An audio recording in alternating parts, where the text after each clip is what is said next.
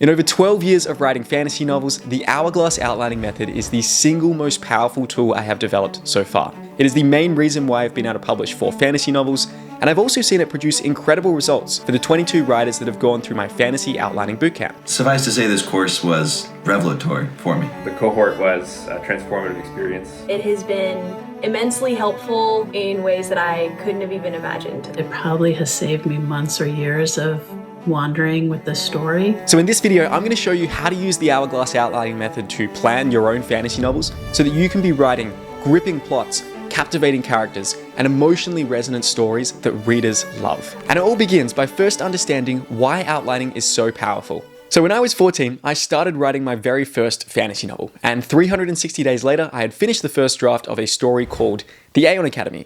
It was a lot of fun and it ignited my passion for writing, but unfortunately, that first book sucked. The characters were boring, the plot didn't make any sense, and it was just a huge mess. I spent the next couple of years editing and even rewriting the story 2 or 3 times from scratch. But after struggling with this manuscript for around 5 years, I realized it just wasn't working. See, my initial idea had these structural issues that were infecting and crippling the story at its core. And I didn't have the skill at the time to identify what those issues were, and I certainly didn't have the skill to know how to fix them. So, after 5 years of failure, I decided to try a different tactic. See, at this time I'd heard quite a few authors talk about the idea of outlining, of planning your story in advance so that it was easier to write. But I was really skeptical and nervous about this whole idea of planning my novel, because at the time I thought, isn't writing supposed to be this really spontaneous, creative, fly-by-the-seat-of-your-pants thing? Won't outlining stifle my creativity and make me less excited to write my story? Still, I knew I had to try something new. So I moved on to my next fantasy novel, and this time I outlined the story for a couple of weeks before I started writing. 60 days later, I had finished the first draft.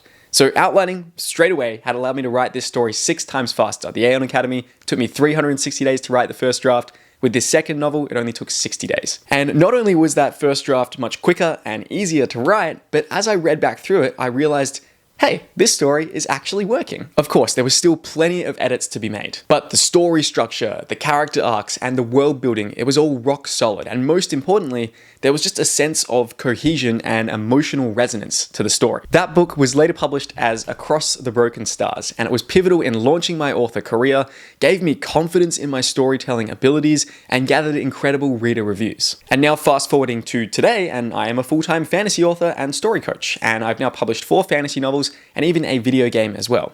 And I can all credit that back to learning how to outline effectively. So my outlining process has evolved with every book I've written, but the purpose behind all of my outlines has always been the same. An outline should help you know what to write, so give you clarity around the direction of your story. It should help you write it in the best way possible, so bringing all these different ideas and elements together in the most cohesive and entertaining fashion. And then lastly, it should make you excited and motivated to write it. So giving you that enthusiasm to pursue your story. And I think this last point here is really, really critical. Far too many writers think that outlining will sap your energy and excitement to write your story. But if you outline correctly with the method I'm about to show you in this video, it will have the complete opposite effect. Take this comment from one of my fantasy outlining bootcamp students. It actually had the opposite of what I expected, in that I thought an outline would kill the creativity. But in fact, with that bird's eye view, it gave me more to work with, more to add in. So what is the key to building an effective outline that meets these 3 goals here? Well, first of all, unlike some other methods, I do not suggest starting with structure. I think that for most writers, that is a huge mistake and it is incredibly counterproductive. Instead, you want to approach outlining the way that the Wright brothers approached designing their first airplane. See, the Wright brothers didn't spend years designing their plane before they went out and tested it. Instead, they broke the problem of powered flight down into all these different little stages, and then they tested them individually. So they built a wind tunnel to quickly test lots of different wing designs. They flew kites to understand the principles behind lift and control. They made gliders to test their ideas further, and it was only then, once they'd done all of this testing, that they actually added engines to attempt powered flight properly. The Wright brothers had an iterative mindset. Unlike a lot of their competitors who would spend months or even years building a prototype only to take it out into a field, crash it, try to learn some things, spend another few months or years building the prototype before doing that again. The Wright brothers had a much quicker feedback loop. So they would make a prototype really quickly. They would take it out into the field. They would crash it. They would modify it and fly it again a few hours later. and they might be able to get 4 tests in the space of one day, whereas their competitor might only do 4 tests over a whole year. Who do you think is going to win in that scenario? Obviously, the Wright brothers. And that's all because they were able to test, fail, learn, and then repeat that process over and over again. Now, when it comes to writing, if you just write your fantasy novel with no outline, maybe it takes you a year or 2 years to finish that first draft. Then you look back at what you've done. If you're lucky, maybe you have someone to give you feedback or give you some thoughts on what you've written. You realize all of the mistakes you made in that first draft, because everyone's first draft is garbage, I can guarantee you that. And then you try to fix those in your second draft. Now, there is absolutely nothing wrong with this method. However, it is a very slow feedback loop, and that can make it hard, especially when you're starting out, to rapidly improve. However, when you outline before you start writing your story, you are able to prototype and test out all these different directions before you commit to actually writing your story. In the space of 1 week, you might come up with 5 different variations on how your story could unfold. You can look at all those different variations and decide to take this element from the first one, this element from the second one. Maybe you decide that this element from the third one is really bad and that steers you back into a different direction. And then you can repeat the process over and over again. In other words, an effective outline is almost like writing the first draft and learning from it. But instead of taking 6 months or a year or 2 years to learn from that, you can do it over the course of a couple of days or a couple of weeks. Outlining helps you speed up your feedback loop. And that's why I see my students improve so damn quickly when they go through my fantasy outlining bootcamp, because every single week I'm giving them tailored exercises and activities to do to build out the outline in their story.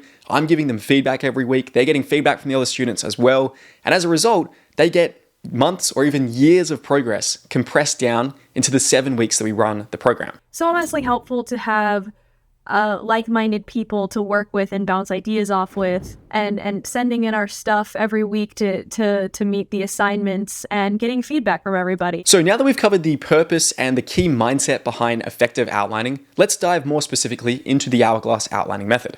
So I divide this into 3 distinctive phases. The first phase is something I call exploring the suburb. Then we have finding your story's core. And then lastly, putting it all together.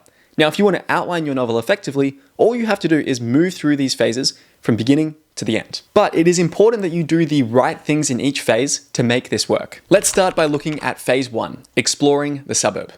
So if you had to find a new house to live in, would you just Google a place and buy it online and move in without ever checking it out with your own eyes? Probably not. That's a big commitment. That's a big expensive purchase. You would want to actually go to the suburb first. You would want to explore around, get a sense of the vibe, the atmosphere there, maybe even chat to your neighbors. You basically just get a sense of, is this going to be someplace where I'm going to enjoy spending the next 10 years, 15 years, 20 years, 50 years of my life potentially. And that is what the first phase of the Hourglass outlining method is all about. In this phase, your goal is simply just to brain dump everything you know about your story. That might include things like interesting character ideas, cool scenes, unique world building concepts, or interesting magic, the emotions you want readers to feel as they go through your story, and anything else that comes to mind. Don't worry about how it all works together. Don't worry if it's good. Just focus on vomiting all your ideas down onto the page. Like I tell my students, I strongly suggest doing this in a notebook because there are multiple studies that show how handwriting boosts creativity. And anecdotally for me as well, I find that I tend to be much more creative and free-flowing and spontaneous when I am actually writing pen on paper. Now, here's something very important to know. This part of the process is not about just recording your ideas. It is actually about generating new ideas through this process of just stream of consciousness, dumping everything that you know or that you've thought about your story. Remember, we are in an exploration phase. Right now, the focus is just volume and variety. Quality should not be a consideration at this point in the process. Inside my outlining bootcamp, I have a lot of exercises and questions that I get my students to go through as they go through this phase of exploring their story. That includes thinking about the plot and the world building, and of course, characters, how you can make them feel more three-dimensional, how you can develop a distinctive sense of voice and personality for them, and how you can start to think about their character arcs. And this is one of the most fun parts of running the bootcamp. I just love prodding my students to think about all these different ideas for their story that they may have never considered before, and it is the most satisfying thing when I see those light bulb moments flash before their eyes as they have some major epiphany around their story, story or around their characters. I think from the very first time I got a critique from Jed, like my brain was on fire with just like how much there was to think about and how much there was to improve in my story. And it just filled me with passion to keep going and keep writing and keep improving. And one tool that I find produces a lot of light bulb moments is something I call the triangle of story. So broadly speaking, your fantasy novel is comprised of 3 elements which are all deeply interlinked. First, you have your characters, then you have your plot, then you have your setting, and then lastly, theme is created through the intersection between these 3 things. And we're going to get to theme in much more detail later in this video because most writers interpret theme wrong, but when you interpret it in the correct fashion, it actually becomes an incredibly powerful tool for helping you better refine your story and to create more cohesiveness in your narrative. So the reason why I bring up the triangle of story is because when you're in this stage of the outlining process, you probably have one of these things really well developed. For example, you might have this really cool, zany world-building concept that is super original and unique and just fires you up with passion. But you might not really know what type of characters exist in this world or what type of characters make sense to follow in your story, and you might not have much of an idea about the plot of your book as a whole. This means that your triangle of story is unbalanced, and your goal in this part of the outlining process is to beef up the parts of the triangle that you haven't given much thought to. So if you're more world-building focused right now, then your goal in this exploring the suburbs part of the process is to ask yourself questions like, what type of characters might exist in this world? Or what type of characters might face a lot of conflict in this world? And then what type of plot is going to be interesting to explore in this particular setting, for example. And if you just think about your own experience as a reader, the best fantasy novels are the ones where there is a very tightly interlinked and interwoven triangle of story. For example, it's impossible to think about Harry Potter, the character, without thinking about Hogwarts, which is a setting, or Harry's quest to defeat Voldemort, which is sort of plot and character. And of course, as soon as you think about Harry Potter, you think about Quidditch, which is a world-building concept. You think about Ron and Hermione, which are other characters, and so forth. So you want to be thinking about how you can flesh out the less developed aspects of your triangle of story as you go through this exploring the suburbs phase. And when you do this, you might get some epiphanies like this one here by Christine, who went through the second cohort of my fantasy outlining bootcamp. While trying to figure out how my protagonist character intersected with theme, I somehow jumped ahead today and created a plot point outline for his whole through line. Now, on the topic of ideas, you might be wondering, Jed, what actually makes for a good story idea? This is one of the most common things that I often get asked by new writers out there. And when I started out as a writer, I thought that ideas were everything. I thought they were the most important aspect of your story, and I see many people with this attitude out there. In fact, I've lost track of the number of times where someone has sent me an email saying, Jed, I've got this incredible idea for a story. I'll let you write the whole thing, edit the novel, and publish it, and we can split the profits 50-50. And I always laugh when I see that because the reality is that ideas are fundamentally cheap. Any idea can be turned into a good story if your skill level is high enough. However, there is a bit of a caveat to that. And the third level of understanding what makes a good idea, which I would say is something I've only really come to understand in the last 1 to 2 years, is that while ideas are cheap, and while any idea can be turned into a good story if you're skilled enough, there are some ideas with a higher difficulty of execution. And there are some ideas that have just such a cool concept that they are going to be much easier to write. And in particular, you want to be focusing on a story idea that is just so damn exciting to you that concepts like needing discipline or motivation to write it are just not even considerations because it is such a cool idea. You've always wanted to read this story yourself. So you just feel an effortless sense of motivation and enthusiasm to sit down and plow through this story as fast as you possibly can. For example, when I outlined The Thunder Heist, which is my pirate fantasy novel, in March of 2022, I actually sat down and did a brainstorm where I asked myself, what are my favorite tropes to read and explore in stories? And I came up with things like, I love mainly urban settings. I love fast-paced thrill rides, which is one of the reasons why The Thunder Heist has reviewers saying all the time that they finish it in 1 to 2 days because it is a very short book. It's certainly not thick by any means, but it is designed to be fast-paced and a very quick read. And then also I just love stories where there are characters who dislike each other, but they're forced to work together and they become friends over the course of the narrative. And if you have read The Thunder Heist, you'll see how all of these elements wove their way into the final story. And because I was focusing on tropes that I found super fun, it was really quick to write this story. I finished the first draft of 60,000 words in just 47 days. I think to date, it is the quickest I have ever written a story. And that's because I was just so focused on packing in all of these ideas and tropes that I found fascinating. And I've seen the same principle in action with many of my outlining bootcamp students. For example, Paul De Los Santos, who went through cohort 1 of the bootcamp about a year ago from when I'm recording this video, he went away from that bootcamp and wrote the first draft of his novel, Clash of the Crystals, in just 5 months after finishing the program. And that's because I was really pushing him in the bootcamp to just pack in everything that he found interesting about stories at the time, so that when he came to writing the thing, it felt very effortless and easy and fun to go ahead and do that. He's now in the process of editing his story, which has this awesome cover artwork here, and he's going to be publishing this next year. It is worth every penny to take advantage of this program because you learn so much from Jed himself. So once you've explored the suburb, you're going to have all these different ideas and concepts for your story. The next stage is to start putting them together in a more cohesive fashion. And to do that, you need to move on to phase 2, finding your story's core.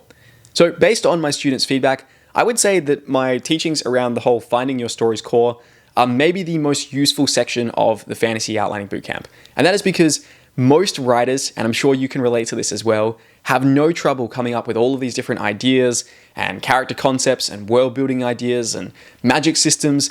But the struggle is, how do I actually bring these things together in a cohesive way that feels like they're all deeply interrelated and sort of interlinked with each other? And if you are in that position, then this next exercise is going to help you quite a lot. So the big idea here is that once you have explored the suburb and generated all these different possible directions for your story, your job is now to find the core essence of your narrative. And there are 2 big elements that this core essence is comprised of. The first one is developing your story's premise, and the second one is refining your theme. So let's start with the premise. The premise, quite simply, is just a 1-sentence summary of your story. It's going to describe your main character, the interesting traits they have, their goals, their motivations, maybe their flaw, perhaps a suggestion of their character arc as well. It's also going to describe the core conflict of your story, the plot of your story as well, and it's also going to include your stakes as well, which is the answer to the question of why should readers actually care about this story? You can basically think of your premise as a 1-sentence outline. To give you an example, here is the premise for Harry Potter and the Philosopher's Stone. When an orphan boy, Harry Potter, learns that he is a wizard, he's thrust into a magical school where he must stop the world's most dangerous wizard from returning to power.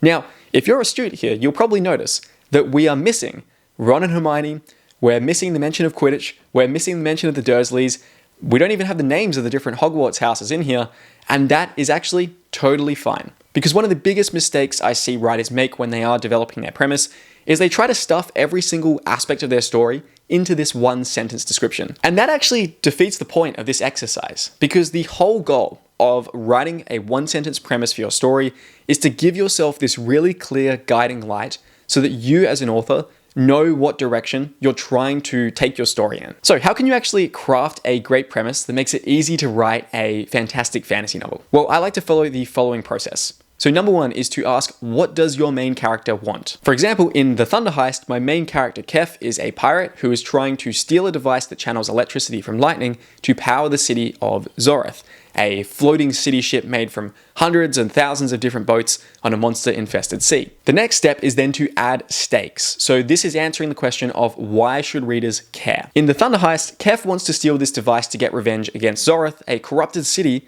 that has wronged her in the past because she grew up there as a child in an abusive and institutionalized environment. The next step is to consider incorporating your setting. Especially when you're writing a fantasy novel, your setting might be a major character in its own right, and it might be a really central part of what makes your story entertaining or appealing to readers. Now again, this doesn't mean that you need to cram every aspect of your unique setting into your premise, but if there are any big details that are important to the overall direction of your story, I would suggest trying to get some of these in. The next step is to try to keep it as concise as possible. Again, your goal is to distill the essence of your story into 1 sentence. And the reason why I want you to distill it into 1 sentence is so that you can get a very clear sense of what is really driving your story. And then the 5th step is to refine and test. Write your premise down. Show it to your friends to get their feedback. Getting feedback on your premise is such a big part of the outlining bootcamp I run. And that's because, again, your premise is such a high leverage tool for guiding you to know what type of story you're setting out to write. Your premise is also a really good way to check if your concept is interesting enough. If you're going around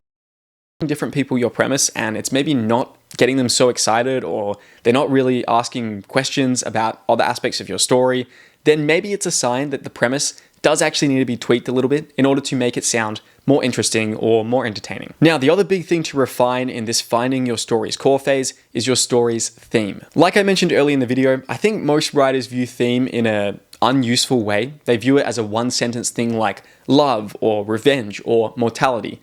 I would say that's more subject matter. And there's nothing particularly wrong with that, but does it actually help you write your story? I would argue probably not. It is much more useful to define theme, as John Truby does in The Anatomy of Story, as a moral vision about how to live in the world that is expressed and explored through the different characters and the actions they take in your story. Now, this doesn't mean that your job as a writer is to preach a particular political message or ram an ideological belief down your reader's throat. That is the last thing you want to be doing in your story. Instead, it is about developing a sense of depth to your fantasy novel by having it explore a complicated moral question that fascinates you. For example, in Joe Abercrombie's grimdark classic, The Blade Itself, I would say the theme is that war and politics corrupts even the noblest of intentions. Some characters agree with that theme from the beginning, and their actions express that. Other characters reject this theme, and they struggle against it. And then some other characters still might begin by disagreeing with the theme, but over the course of the story, they come to accept it instead. And it provides this sort of really interesting moral quandary that is underlying every interaction and every moment and scene in that book. Another example, in Mistborn: The Final Empire by Brandon Sanderson, which is about a plucky group of thieves who are trying to steal a priceless treasure from the Dark Lord who has controlled this nation for 1,000 years, the theme is that crime and deception are sometimes required to overthrow a corrupt system. Now, theme is a complicated and nuanced thing. We basically spent an entire week going over it in the Fantasy Outlining Bootcamp, which is a 7-week program all up. So that shows you how important it is to get this right. Your premise and theme acts as this compass or this guiding light that guides every decision you make in your story. It makes sure that every plot point, every character decision, even every line of dialogue feels like there is some kind of cohesive, controlling idea operating behind all of these things. Whenever you're struggling, look to your theme and look to your premise. Use them as a guide. Rather than spending hours ruminating on what direction to take your story in, having that theme and premise really clearly defined is just going to give you so much clarity around what you should be doing as a writer. And that makes it a lot quicker to get back on track and avoid writer's block. As one of my bootcamp students said, the most valuable things that I ever took out of the class were definitely the premise and the theme. Premise and the theme are guiding lights that I will always be using in the future because they make my stories so much more cohesive. So as we close off the finding your story's core phase of the outlining process, I suggest for my students to create a one-page guiding principles document. This is something that you print off and you have it next to you when you write so that you have an easy, referenceable guide for what you're attempting to accomplish in your story. And I suggest including on this guiding principles document, first of all, your one-sentence premise, pretty obvious why you would want to include that, then writing down your theme, also describing your main characters' arcs in brief detail on here as well, and then lastly, a high-level synopsis that describes everything that happens in your story from start to finish, including how the story resolves. Again, so that you have a clear sense of the big picture of where this whole story is going. And again, this one-page guiding principles document, it's something that we workshop in a lot more detail inside the bootcamp. Okay, so you've finished the first 2 phases of the Hourglass Outlining Method, you've explored the suburb, and you have found your story's core. Now it's time to move on to the third phase, putting it all together. So the reason why I use the analogy of the hourglass for my outlining process is because these first 2 phases are about taking all your different ideas, funneling it down until you understand what is the essence or the nucleus of your story, and then expanding back out from that to develop your character arcs, your plot structure, your scene-by-scene outline, or maybe your chapter-by-chapter outline. And then by the end of this third phase, you should essentially have an outline that allows you to go ahead and start writing your first draft. A really important caveat here. Like I say to my students, outlining is a non-linear process. There are going to be times where you're jumping back and forth between different parts of this hourglass. Sometimes you will need to jump back and reevaluate your story's theme, or you might need to go back and explore a few different directions for a character's arc, for example. So there's always some element of bouncing around from phase to phase, depending on what the story needs. And this is why I run the bootcamp as a live program with plenty of my personal support and feedback and guidance as we go through the process, because it's not a one-size-fits-all method. You always need to adapt the method to be the most suitable for the particular story you're trying to tell. If you are finding this video useful, then I would strongly consider applying for my 7-week fantasy outlining bootcamp. Not only do we go into far more depth about every aspect of the outlining process, but you will have my personal guidance, support, and feedback along for every single step of the way so that you can bring your fantasy novel to life in the best way possible. Plus, you'll also be joining a really cool small community of dedicated fantasy writers to give you even more feedback and accountability along the way. The community aspect from the group is absolutely brilliant. The fact that I've also now got a whole bunch of people who I feel are in the same boat and who are serious about wanting to take things forwards with their writing as well, to discuss ideas with and to just sort of workshop things is brilliant. So yeah, I'd highly recommend it. If you can, sign up and yeah, enjoy. I've run 3 cohorts of the Fantasy Outlining Bootcamp so far with 22 students in total. Applications for cohort 4 of the bootcamp close on October the 14th, and the bootcamp itself kicks off on October the 21st.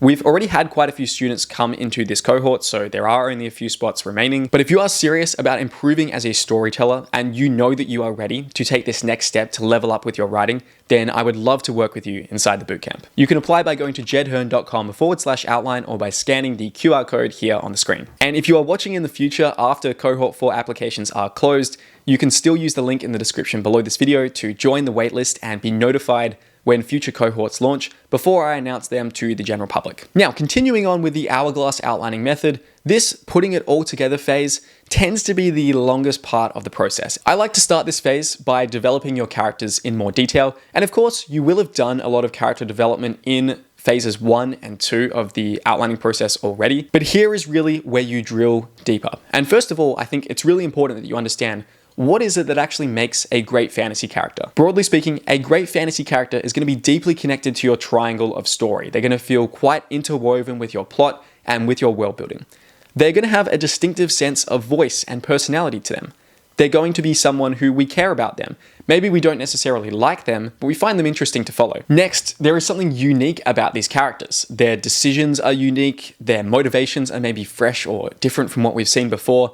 There is just something that makes them feel special and that makes them feel like they stand out from the crowd. They also are quite rational. That is, they act in character and they don't just change their minds for no good reason. And then next, they have interesting relationship dynamics with the other characters in your story. And then lastly, for most characters, they are interesting because we see them change and evolve. Of course, there are some characters who experience flat character arcs. We'll get to that a bit later on. But generally speaking, most great fantasy stories are about a person wanting something, struggling to get it, and then being forced to change as a result of their pursuit. Now, I cover a lot more character writing advice in my video titled How to Write Fantasy Character Arcs Better Than 99% of Writers, which is a 70-minute, really in-depth masterclass. And of course, we go into this in a lot more detail inside the Fantasy Outlining Bootcamp with my feedback and guidance along the way. But let me just give you a quick overview of how to write an emotionally gripping character arc in your fantasy novel. And it all starts by understanding the 5 core components of a character's arc. First of all, you have your character's ghost, which is some influential, oftentimes traumatic past event that influenced their perception of the world. This ghost has led to the character developing a lie, which is a misconceived understanding of how the world operates and what is important, which is usually causing them to hurt the people in their lives and to hurt themselves as well. This lie results in your character having a want, a desire that they think will bring them a sense of fulfillment and completeness if they can achieve it.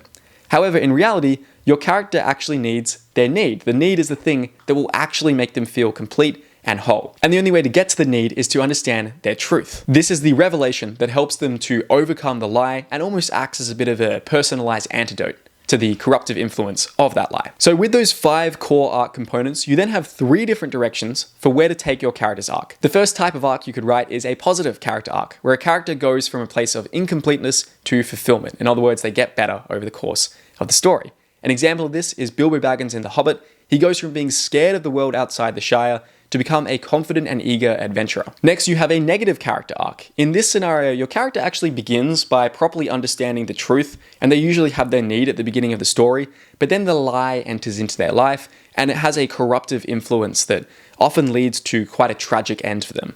Most tragedies, in fact, are using this sort of negative arc structure. If you think about something like Macbeth, for example, he goes through this process of beginning the story as a faithful servant to the king, only to kill the king so that he can take over his throne. And then lastly, you have a flat arc. In this scenario, your character largely stays the same, and the focus is more on how they change the world around them. For example, Ned Stark in A Game of Thrones begins the story by believing in the importance of honoring one's oaths, and he ends the story in the same way. The conflict in a flat arc usually comes from your character struggling to impose their beliefs on the world around them, and the world often refusing to go down without a fight. So when it comes to structuring a positive arc, your character begins by fully believing their lie as a result of their ghost. They are ignorant of the truth at the beginning of the story, and they're going to be pursuing their want initially. However, as they go through the course of your narrative, they're going to realize that, hey, believing this lie, it's actually hurting me. So as a result, they start to test the truth a little bit more. They flirt with the idea of the truth, but the truth is challenged. It's not easy to change their mind and to accept the truth in this way. They're tempted to return to the lie, and the climax of the story comes down to this crux moment where they have to decide, do I go back to the lie, or do I accept this new truth? And then because you're writing a positive arc, they are going to pick the truth and reject the lie. So for example, Bilbo Baggins in The Hobbit by J.R.R. Tolkien, he goes through this character arc of going from comfort to courage to heroism. His ghost is the fear of the unknown world that lies beyond the Shire at the start of the story, and the lie he tells himself is that adventures are unnecessary and dangerous, and he basically doesn't want to experience one for himself. His want is to maintain his peaceful, uneventful life in the Shire, and his need, however, is to embrace adventure, step out of his comfort zone, and find the courage to grow and become a true hero, which leads to the truth that he accepts at the end of the story, that courage and a sense of adventure are qualities that he actually possesses, and that he can do great deeds. When it comes to structuring a negative arc with your characters, they will begin the story by fully believing the truth, and they already have their need. So you would think there's no problems here, but of course that's not the case. What's actually going to happen is the lie is introduced into their life. They are tempted by the lie, and they might begin to start chasing their want, ignoring their true need. The lie begins to overtake the truth, and the climax of the story has this last moment where they can step back, they can reject the lie and return to the truth, but the want is too tempting, and they fully embrace the lie and reject the truth. So for example, if you look at Cold Shivers from Best Served Cold by Joe Abercrombie, his ghost at the beginning of the story is his violent past as a warrior. His truth is that he can build a new life, a peaceful life, if he stops using violence to find purpose. And he already sort of has his need at the beginning of his story. He's moved to a new country of Styria, he's trying to let go of his anger and his ego, and he's attempting to move on from this violent past. However, his want is to regain respect, power, and affection, and the lie that he begins to kind of realize over the course of the story is that he's learned just to stick at the place he's at, and as this kind of line of dialogue shows, or this exchange of dialogue shows here rather, he goes back to this belief that he is a killer. He's not able to move on from the lie. And then lastly, when it comes to structuring a flat arc, your character is going to begin by fully believing their truth, and they usually have their need at the start of the story. The problem, however, is that the world believes the lie. So there's conflict there because your character believes the truth, world believes the lie, they clash. The world attempts to reinforce this lie, your character's truth is challenged, but the character remains steadfast because this is a flat arc, they're not really changing their beliefs over the course of the story. So you have a couple of options here. The first option is that the character's truth triumphs and replaces the lie in the greater world. The second option is that the lie vanquishes the truth and that your character is defeated. So a great example of a flat arc is Ned Stark in A Game of Thrones by George R.R. Martin. The ghost that is powering his arc is his loyalty to King Robert Baratheon, and his truth is that we must do what's right no matter the cost. He's a man of honor. His need is to remain true to his oaths, but the lie the world tempts him with is that sometimes our oaths should bend for the greater good. And the want he has is to stop Westeros from falling back into war. And you will see here how the need and the want are in conflict with each other. He kind of knows that if he rejects his oaths, so if he rejects his need, he can achieve his want, which is to stop Westeros from falling back into the war. But ultimately, because he sticks to his truth, and his truth is too strong for him, he doesn't allow his oaths to bend, and he doesn't become a manipulative political schemer like some of the other characters in this story, and it results in his execution. Now, that is character, but you might be wondering how I actually outline my plot. The first thing to understand is that plot equals character, and character equals plot. You can only understand characters by the actions they take. In other words, the plot. And the plot of your story just refers to the things that your characters do. So more specifically here, plot exists to force your characters to make difficult decisions that reveal their true nature and sometimes force that true nature to change. So if you have already outlined your character arcs using the approach I've just given you, that's already going to give you a very solid foundation of your plot. But moving beyond that, I like to use structure to refine things even further. And the difference between plot and structure is that plot is just about the things that happen in your story. Structure is the way that those events are arranged and contrasted and compared to each other. Because fundamentally, we experience emotion in a story through contrast and comparison. If you want to write a happy ending, then the best way to do that is to make your character really miserable earlier on in your story. If you want to write a tragic ending, then the best way to do that is to make your character really happy earlier on in your story. And if you want to write a story that ends with a sense of truly epic scale, it's going to feel more epic if we begin the story with really humble, small-scaled beginnings. In other words, the greater the variance between the trough and peaks of your story, the more emotional weight your story is going to hold. Fundamentally, it is the sequence of highs and lows that actually makes us bond with a character. Just seeing them triumph all the time wouldn't be that exciting. Just seeing them despair all the time wouldn't be that entertaining either. Rather, seeing them go through these cycles of triumph and despair and triumph and despair, that is what really makes us emotionally connect to a character.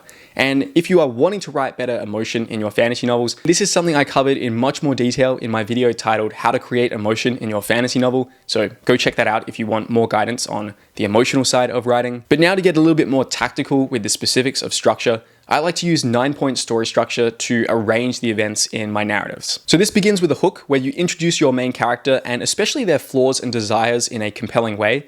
Ideally, you're also trying to show a characteristic moment here as well.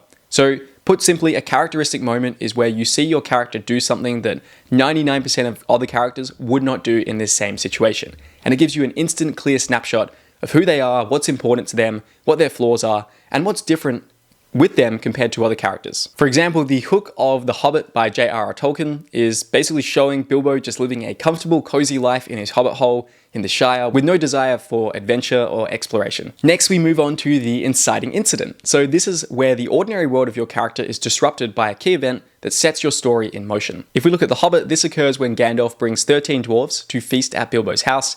And there's a quote here where Bilbo basically describes how, as he's listening to the dwarves sing, he kind of has this sudden desire to go off and actually have an adventure for the first time in his life. But this thought doesn't last long because he starts thinking about dragons and the destruction they might cause because the dwarves are trying to recruit him to go off and basically steal treasure from Smaug the dragon. And so he shudders, he goes back to just being a plain Mr. Baggins of Bag End, Underhill yet again. And he actually goes to sleep, planning to refuse this adventure. Next, we move on to entering the new realm. So this is where your protagonist is taken from your ordinary world and thrust into the extraordinary world of your story. In the case of The Hobbit, this is where Bilbo changes his mind and leaves his hobbit hole to join Gandalf and the dwarves in their quest to steal treasure from Smaug. Next, we have the antagonist threatening your main character, where pressure is applied to your character through the introduction or some kind of key action from the antagonistic forces in your novel. In The Hobbit, this occurs when Bilbo finds the One Ring and he plays Gollum in a game of riddles. Next, we have your midpoint revelation. This is a moment of sort of key personal insight, an epiphany the main character has, where they finally understand the truth, but they don't let fully go of the lie. And this is in a positive arc. It's a bit different if you are telling a negative arc or a flat arc instead. In the case of The Hobbit, this occurs when Bilbo is all alone in the Mirkwood Forest and he has to kill a giant spider all by himself. He sees the truth that he is brave enough to do great deeds, and there is a great quote here from the story. Somehow the killing of the giant spider, all alone by himself in the dark without the help of the wizard or the dwarves or of anyone else, made a great difference to Mr. Baggins. He felt a different person, and much fiercer and bolder in spite of an empty stomach. And that comes literally at the 50.4% mark of my edition of The Hobbit, so pretty much smack bang in the middle. This moves us to plot point 6, more antagonist pressure.